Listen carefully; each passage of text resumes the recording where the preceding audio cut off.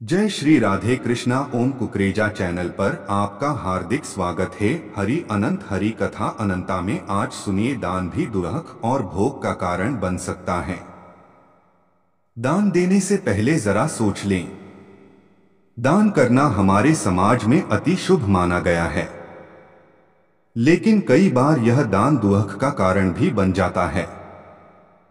हमारे आसपास ऐसे कई व्यक्ति हैं जो कि ज्यादा दान या ज्यादा धर्म में लीन रहते हैं, फिर भी कष्ट उनका व उनके परिवार का पीछा नहीं छोड़ता। तब हम अपने को सांत्वना स्वरूप यह कहकर संतोष करते हैं कि भगवान शायद हमारी परीक्षा ले रहा है।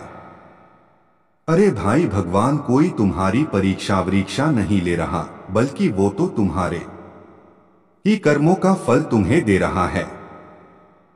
बहुत दान धर्म करने के बाद भी सुख नहीं मिलता, क्योंकि तुम्हारे द्वारा दिया दान ही दुख का कारण बन जाता है।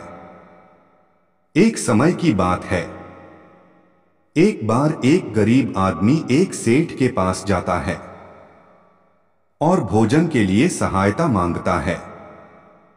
सेठ बहुत धर्मात्मा होता है, वो उसे पैसे देता है।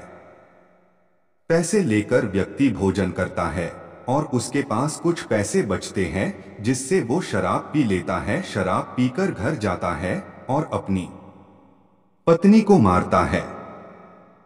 पत्नी दुखी होकर अपने 2 बच्चों के साथ तालाब में कूदकर आत्महत्या कर लेती है। कुछ समय बाद उस सेठ की भी असाध्य रोग से मृत्यु हो जाती है। मरने के बाद सेठ जब ऊपर जाता है, तब यमराज बोलते हैं कि इसको नरक में फेंक दो। सेठ यह सुनकर यमराज से कहता है कि आपसे गलती हुई है, मैंने तो कभी कोई पाप भी नहीं किया है, बल्कि जब भी कोई मेरे पास आया है मैंने उसकी हमेशा मदद ही की है। इसलिए मुझे एक बार भगवान से मिला दो।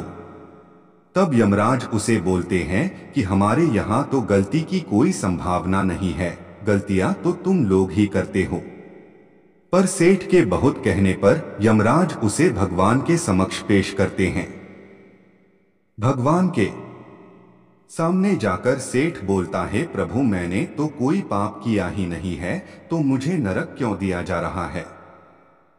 तब भगवान उसे उस गरीब व्यक्ति को पैसे देने वाली बात बताते हैं कि उस व्यक्ति की पत्नी और 2 बच्चों की जीव हत्या का कारण तू है। तू उसे पैसे न देता तो वो शराब पीकर अपनी पत्नी को दुख नहीं देता।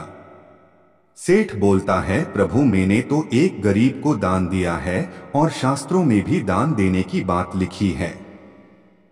तब भगवान ने कहा कि दान देने से पहले पात्र की योग्यता तो परखनी चाहिए कि वो दान लेने के योग्य है या नहीं, या उसे किस प्रकार के दान की जरूरत है। तुमने धन देकर उसकी मदद क्यों की, तुम उसको भोजन भी करा सकते थे। और रही बात उसकी दरिद्रता की, तो उसे देना होता तो मैं ही दे देता। वो जिस योग्य था उतना मैंने उसे दिया। जब मैंने ही उसकी अयोग्यता के कारण उससे सब कुछ नहीं दिया, तो तुम्हें उसे क्या जरूरत थी धन देने की। तुम उसे भोजन भी करवा सकते थे। और तुम्हारे दिए हुए धनदान के कारण 3 जीव हत्याएं हुई है, और इन हत्याओं के पाप का फल अब तुम्हें भुगतना पड़ेगा।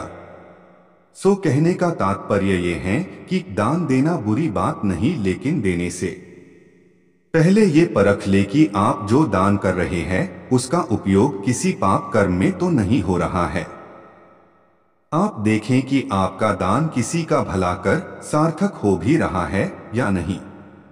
भले ही दान हेतु आपके भाव श्रेष्ठ हो, लेकिन अगर आपके द्वारा दिए दान से कोई पाप कर्म फलित होता है, तो आपको उस दिए दान के पुण्य के साथ साथ उसके पाप के फल को भी भोगना होगा।